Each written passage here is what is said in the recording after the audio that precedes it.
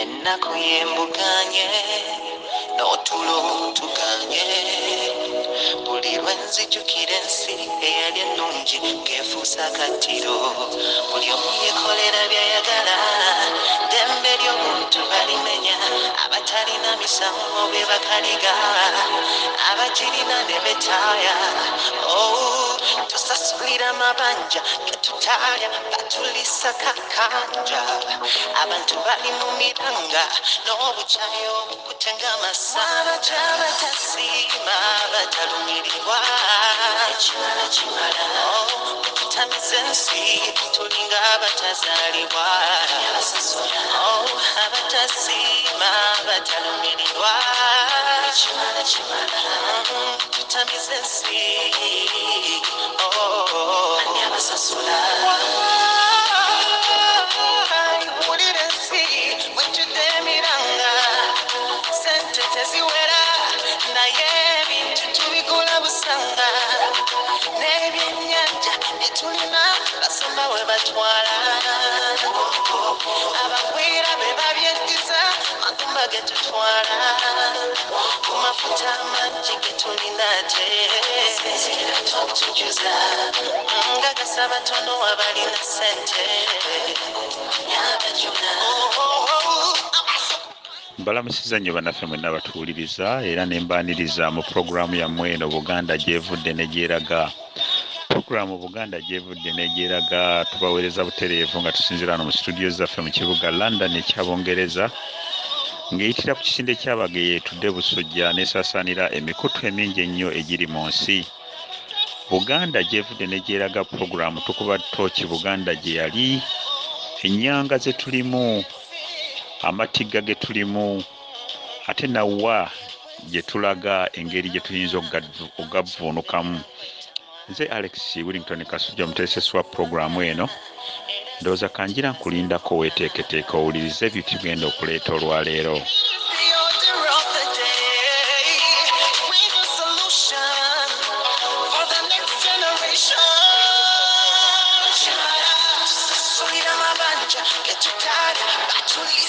Kanja abantu bali mu miranga n'obukyayi obukutenga amasanda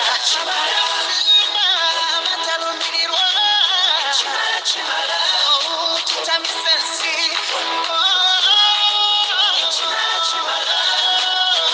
tusasulira amabanja. Otyo mu pulogulaamu zaffe eziwedde wiikeeno bannaffe abatuwuliriza tubadde twogera ku nfa ya Ssaabasajja Kabaka wa Buganda Ssekabaka Muteesa II engeri gye yatemulwamu.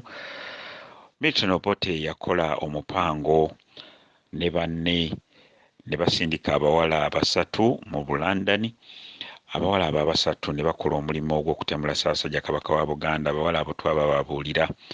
Njagala okubazaako emabega katono nti Milton Obote mu 1966 ng'amaze okulumba olubiri era ng'akakasizza nti Ssaabasajja Kabaka wa Buganda adduse mu lubiri olwo ng'amaze n'okutuuka mu Bungereza.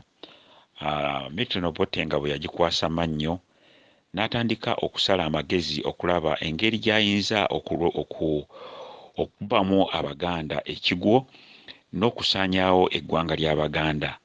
Milton Obote yalonda abantu abatali bamu be yakozesanga okulaba nti basaanyaawo Buganda. Milton Obote yakozesa nnyo ekitongole kye yateekawo eky'abamuntu nsolo ekikessi era ekyakola omulimu ogw'amaanyi ennyo n'okutemula abantu baffe naddala Abaganda. Ekitongole kino kyayitibwanga General Service Unit.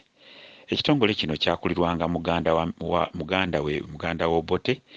Omusajja oyo bamuyitanga Akena Adoko. Mu balala abangi abaali mu kitongole kino, Obote yali yeesiga nnyo omuvubuka omuto. Omuvubuka oyo omuto so baali bamukazaako eri akajiiko nattabula, so kati ndowooza yafuga Uganda. Omuvubuka oyo bamuyitanga Yoweri Museveni. Ono nno nga mu 1966 nga Obote amaze okuba olubiri. Era omuvubuka ono okumwebaza okuba nti omuvubuka ono ye yagenda nga tebannaba kukuba lubiri ku lunaku olwo, n'agenda n'aketta alabe Ssaabasajja Kabaka obanga ddala yalimu.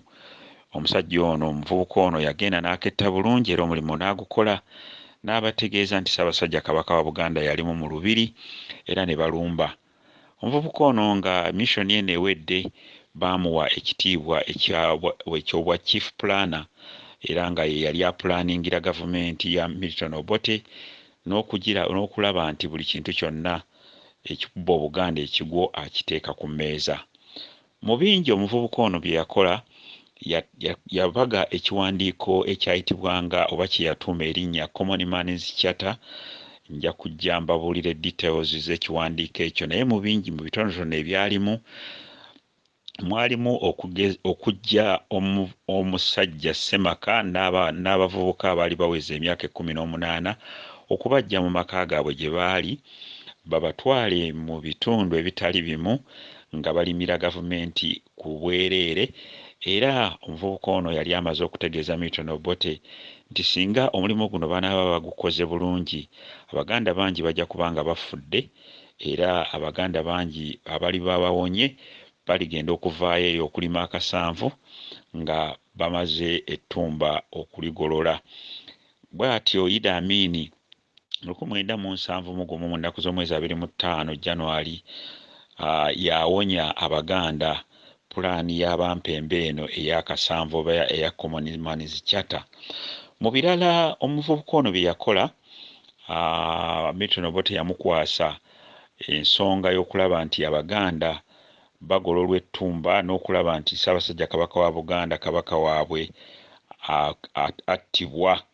Era omulimu ogwo baagukola bulungi nnyo nga bwe tugambye.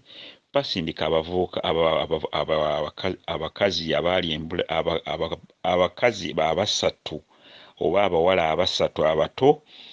Abawala bano nabababuulira Tattu yali muwala wa Ssekannyu ow'e Bukandula, ate ne Nabbosa Ssebuggwawo Joyce Nabbosa Ssebuggwawo. Ono nno naye yaliko ku lutalo oba ku mupango ogw'okulaba nti Ssaabasajja Kabaka wa Buganda atemulwa era ne bakikola. Omuwala owokusatu erinnya lye tirivaayo bulungi. Nga bamaze ennaku z'omwezi zaali 21 Novemba 1969 Ssaabasajja Kabaka wa Buganda ng'amaze okuttibwa, omuwala ono ng'amaze omuwa obutwa mu kibuga Bamoze wano mu London. Amawulire ag'okuttibwa kw'omusajja eyali ow'amaanyi mu Buganda, Ssaabasajja Kabaka wa Buganda yali teyeetiririra. Amawulire ago bwegamala okutuuka ku gavumenti ya Milton Obote baatandika okusala entotto okulaba nti omulambo gwa Ssaabasajja Kabaka nagwo guswazibwa. Nkiddamu, Milton Obote ng'amaze okukozesa abawala bano ne batta Ssaabasajja Kabaka wa Buganda Ssekabaka Muteesa II, yasala amagezi n'agamba nti omulambo gwa Ssaabasajja Kabaka gulina okuswazibwa. Kati nno yasala amagezi ago ng'akola olukwesikwesi ne gavumenti ya Bungereza omulambo guno guzzibwe mu Uganda, naye nga gwali gugenda kuteekebwako ekkomo nti tewaali Muganda yali wakuyimirira ku kkubo oba okugenda omulambo guno gye gwali gugenda okugalamizibwa agenda aziike. Tewaali kukungubaga, baali bakoze enteekateeka. Chief Planner mu nteekateeka gye yakola ono omuvubuka omuto Kagiiko Nattabula, Chief Planner yategeeza Milton Obote nti tewaali kukkiriza muntu yenna Muganda kulinnya nnyonyi kujja mu Bungereza bw'asobole okwetaba mu nteekateeka ey'okukungubaga, kubanga bwe yali amaze okuttibwa Abaganda beekolamu omulimu mu Bungereza ne batandika okukungubaga. Chief Planner ng'ali wamu ne mukama we Milton Obote gattako ne Akana Adoko ne gavumenti ya Milton Obote yonna yali teyagalira ddala Baganda, batandika okusala entotto okulaba nti omulambo guno guzzibwa mu Buganda oba mu Uganda mu kyama guziikibwe, era Ssekabaka Muteesa II enjole ye ebe nga teyina yadde okukungubagirwa. Mu kino baayagala okulumya Abaganda ng'era Obote bwe yakyogeranga nti Abaganda nja balumya n'okubatuusaako obulemu obw'ebigambo n'obw'ebikolwa. Abasajja abasatu bengenda okubabuulira baatuula bufoofofo mu Uganda ne bagamba nti Obote togunywa oguwanda. Olutalo olw'okulaba nti Abaganda batuukiriza ennono yaabwe n'obuwangwa bwabwe. Olutalo luno lwakulemberwa Bishop Adidian Ddungu eyali akulemberwa essaza ekkulu ery'e Masaka, n'atabuka n'agamba nti Obote leka kutumanyiira, togunywa oguwanda. Bw'atyo omusajja ono Adidian Ddungu n'akwata ekkubo n'agenda ewa jjajjaawe omukulu w'ekika ky'Engonge Kisolo, n'amugamba nti nze ngenda okukulembera olutalo olw'okugenda e Bungereza, era n'akwata ennyonyi ng'akutte n'olubugo n'agamba nti nze Obote oba onzita. Bw'atyo Bishop Ddungu n'agamba nti eby'ekereziya mbitadde wali, naye ennono yange eya Buganda sigenda kugisuula. Bishop Adidian Ddungu nga tannaba kusimbula yagenda e Lubaga n'asisinkana Ssebayigga. Eyo nno Ssebayigga naye n'alinnya mu nkandaggo, n'agenda ewa Emmanuel Cardinal Nsubuga n'amugamba nti bino byonna Milton Obote asaaga tulina okukungubagira Ssaabasajja Kabaka, era katutume Ddungu agende e Bungereza, agende atwale n'akabugo akawa Omulangira Omuto abike. Bw'atyo Bishop Ddungu yali yeeweze nti Milton Obote ageze akikole, amugaana okulinnya ennyonyi. Bw'atyo Milton Obote ebintu byamukalira ku matama bwe yalaba nga Ddungu akutta olubugo alinnye azze mu Bungereza, era ne yeetaba mu kukungubaga gattako okuwa eyali Omulangira Omuto akabugo, n'abikka ku njole ya kitaawe. Mu Buganda Omulangira Omuto aba alindiridde okusikira wa Namulondo bw'abikka kitaawe, kitegeeza nti afuuse kabaka. Bw'atyo Omulangira Omuto Ronald Muwenda Mutebi Ddungu yamukwasa akabugo, emikolo ne gikolebwa, n'abikka kitaawe, era bw'atyo yali amaze okufuuka kabaka nga addidde mu bigere bya kitaawe. Era kyova olaba nti Abaganda bangi nnyo abamanyi ennono baali bo wano Omulangira Omuto bw'akomyewo mu Buganda baali bakikkaatiriza nti tewaali kubuusabuusa, nti ono si yajjanga Ssaabataka, yali yajjanga kabaka olw'ensonga nti yali amaze okubikka ku kitaawe. Abaganda beekolamu omulimo nga bamaze okukitegeera, era Bishop Ddungu awamu n'Abaganda beekolamu omulimu abalala abaali mu Bungereza ne batandika okukola enteekateeka ey'okulaba nti nno bafuna ekifo we bagenda okuziika Ssaabasajja Kabaka wa Buganda Ssekabaka Muteesa II, okumuziika mu kifo eky'ekiseera, era nga basaba nti luliba olwo Milton Obote Kawenkene ne banne bali bagoba mu buyinza. Bwe batyo bakola omulimu ogw'amaanyi okulaba nti nno bamuziika mu kifo eky'ekiseera, n'Eddungu yeetaba mu kuziika kuno, n'Abaganda abalala bangi nnyo abaali balumirirwa Buganda beetaba mu kuziika. Milton Obote mu kaseera ako yatambulanga Serebu n'Abazungu, era ne babatega akakodyo. Baali balowooza nti Abaganda bagenda kubulwa ensimbi. Jjukira Milton Obote, ngenda kugendako awo mu maaso awo katono, Milton Obote yabonyaabonya nnyo Obuganda. Milton Obote yabonyaabonya nnyo Ssaabasajja Kabaka wa Buganda Ssekabaka Muteesa II.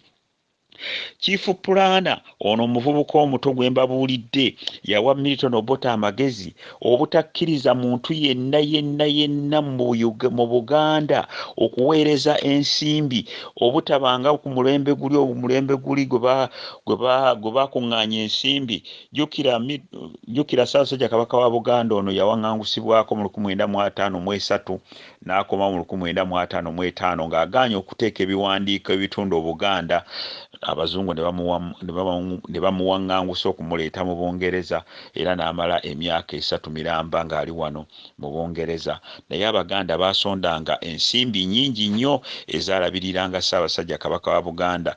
Ssekabaka Muteesa II ono yali musajja nnyo, kubanga bwe yakomawo Abaganda nga bamaze okumusondera ensimbi ezo, Ssekabaka Muteesa II yali muntu mulamu, yali musajja nkiddamu, yali musajja nnyo.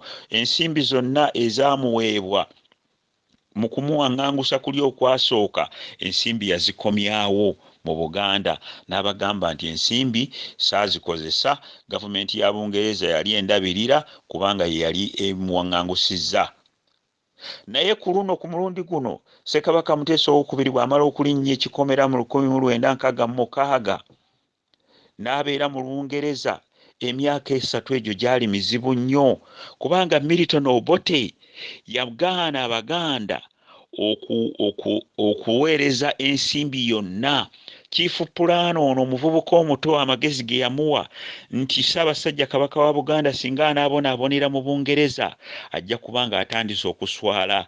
Ssaabasajja Kabaka wa Buganda yatuuka n'ekiseera yalina akataka akake ku bubwe eritali ttaka lya Buganda, akataka akake ku bubwe ak'ekyama, n'afuna omuntu ne bakatunda. Naye omusajja ono Milton Obote ng'akozesebwa Kagiiko Nattabula baagaana Ssaabasajja Kabaka wa Buganda okufuna ensimbi ezo ze yali atunze mu kataka ke. Nkiddamu, Ssaabasajja Kabaka wa Buganda Abazungu baalina enkwe z'amaanyi nga bwe nabagamba, baamugaana okukwata ku mulimu gwonna, so nga Ssaabasajja Kabaka wa Buganda yali musajja nga mukugu nnyo era yasoma eby'amagye.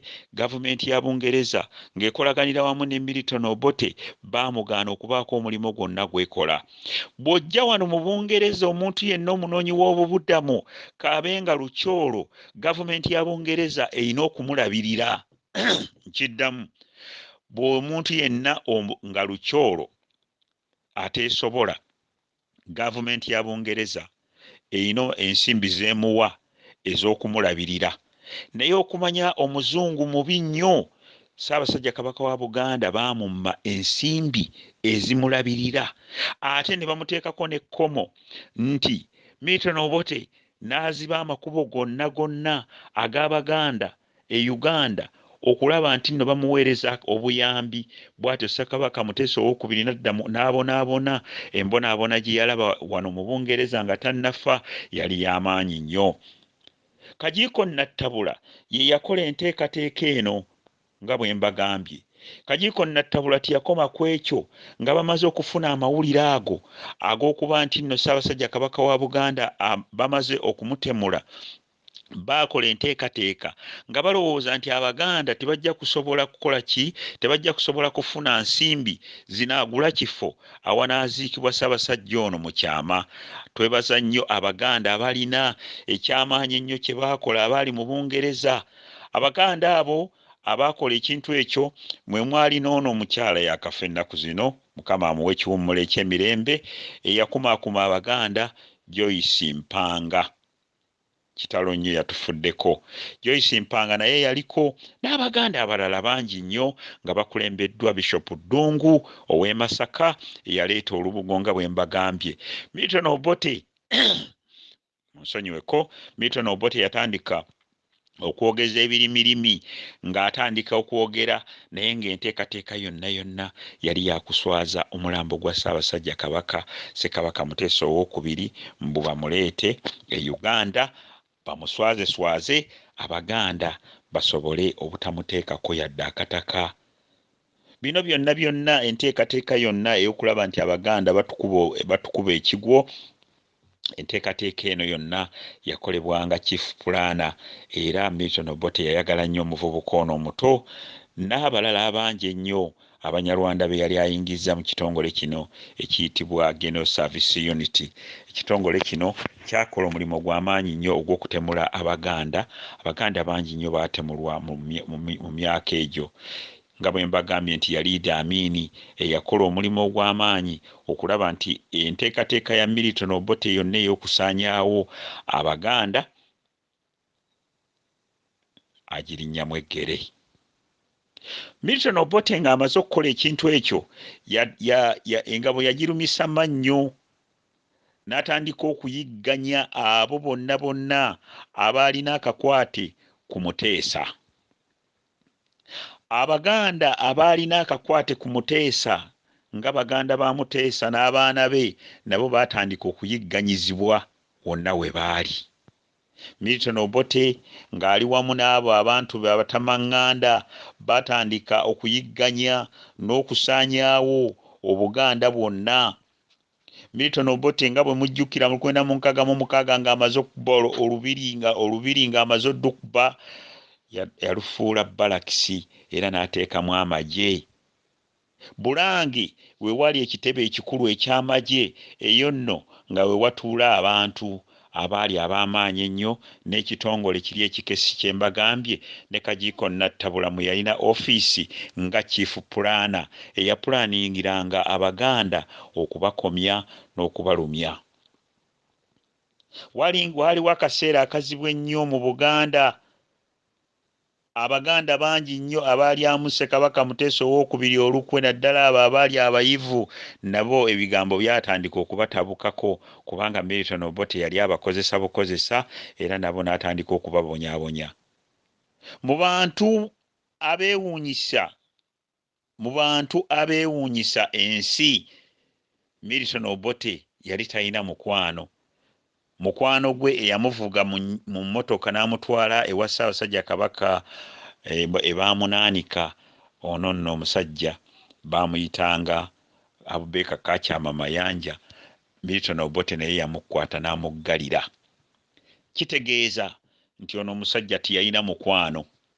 Enteekateeka za Milton Obote ez'okulaba nti Obuganda buggwaawo zaasigala zigenda mu maaso. Amiini yekka yazirinnyamu eggere katono naye we twogerera Abaganda bangi nnyo abasaanyiziddwawo era obubonero obulaga nti Milton Obote akyafuga Uganda bukyagenda mu maaso. Enteekateeka y'okutwala ettaka lya Buganda n'okulaba nti Obwakabaka bukubwa ekigwo, enteekateeka eno Milton Obote yagireka ku mmeeza era we twogerera ku ssaawa eno Obwakabaka bwa Buganda tebuliiwo, buliwo mu bigambo. Ebikolwa byonna Milton Obote bye yakolanga ebyokulaba nti ettaka lino lisaanyizibwawo, ettaka lya Buganda lisaanyizibwawo, eno nno enteekateeka eno nno nayo egenda mu maaso kubanga Milton Obote yalina abantu ab'amaanyi ennyo era nakati abakulembera Uganda mwebali. Milton Obote enteekateeka ey'okubuzangawo abantu n'ababuzaawo emisana ttuku, enteekateeka eno yagirina y'amaanyi nnyo era we twogerera waliwo Abaganda bangi nnyo abasaanyiziddwawo, waliwo Abaganda bangi nnyo abattiddwa, waliwo Abaganda bangi nnyo be tutakyaddayo kulaba nga babuzibwawo emisana ttuku. Milton Obote nga bwe mbagambye nti Idi Amin yamutuwonya n'enteekateeka ye n'erinnyibwamu eggere naye ate enteekateeka eno yamala n'ekomawo oluvannyuma. Ng'ennaku z'omwezi 21 Novemba nga bwe tugambye 1969 ensisi yajjula mu Buganda. Abaganda baayongobera. Abaganda baakaaba amaziga. Essuubi lyabaggwaamu naye nga bwe bagamba nti awakula ennume tewakula emu, Abaganda baalina essuubi nti luliba olwo ne beenunula. Wadde Abaganda si bununule ku ssaawa eno gye twogererako, naye Abaganda balina essuubi nti olunaku lujja kukya lumu Obuganda budde mu butonte buto, Abaganda baddemu beenunule. Ssaabasajja Kabaka wa Buganda Ssekabaka Muteesa II yattibwa wano mu Bungereza nga bwe mbagambye era nga bwe nabagamba tewavangayo lipooti yonna eyavaayo okulambika enfa ya Ssaabasajja Kabaka wa Buganda. Abaatemula Ssaabasajja Kabaka wa Buganda bakyaliwo balamu. Tewavangayo lipooti era tibateekangawo kubuuliriza kulaga nti Abaganda bafune obwenkanya. Ssaabasajja Kabaka wa Buganda batubuulire baani abaali emabega w'okumutta. Obwakabaka bwa Buganda bwakubwa ekigwo ku lunaku olwo so nga ate bwali bwamala dde okukubwa ekigo mu 1966 ate tibwakubwa mu 1966 naye olunaku Kakyama Mayanja lwe yatwala omusajja ono Milton Obote n'amuteeka mu maaso ga Ssaabasajja Kabaka wa Buganda ebamunaanika ng'amwambazizza n'ekkanzu lwe lunaku Obuganda lwe bwaggwaawo. Abaganda bali mu kubonaabona okw'ekitalo. Abaganda battibwa, Baganda abasomye tebalina mirimo, ettaka lyabwe balitutte, Abaganda tebakyalina mmere gye balya. Omwana okuzaalibwa nga Muganda ogwo musango.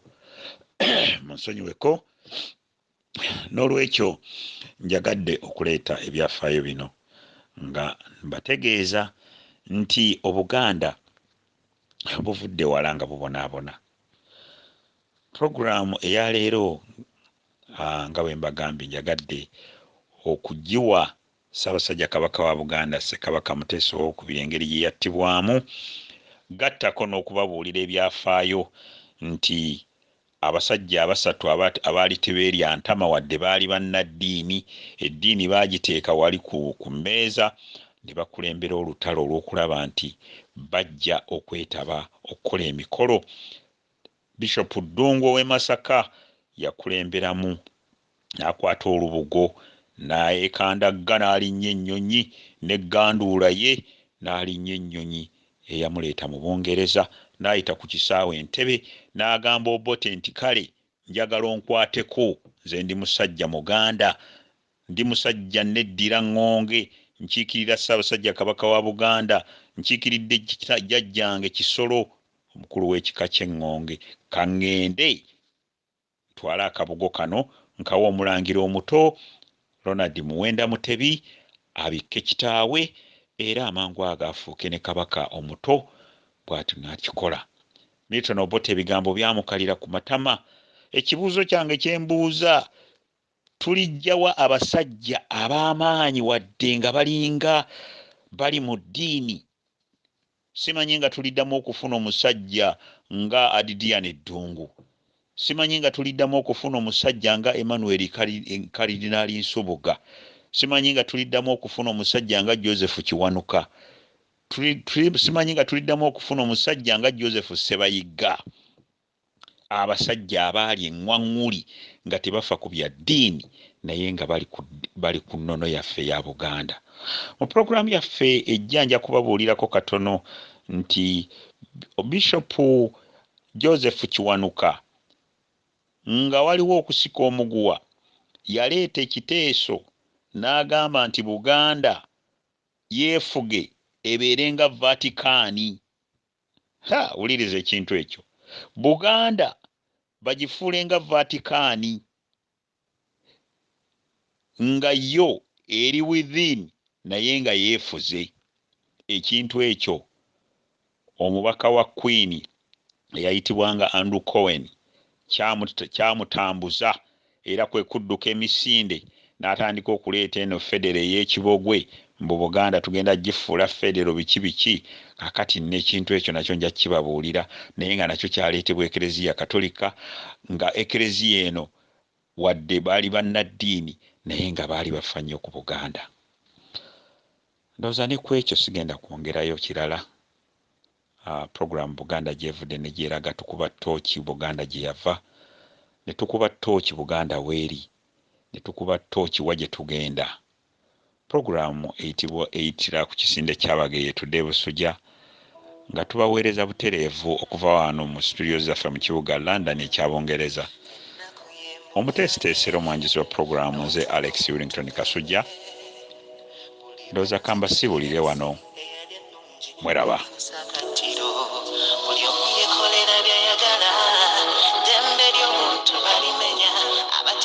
Misango be bakaliga abajirina ne betaya tusasulira mabanja ketutaya batulisa kakanja abantu bali mu miranga n'obucayo okutenga amasaba tasima batalumirirwa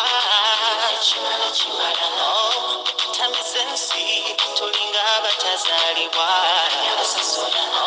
abatasima batalumirirwa tutamize ensi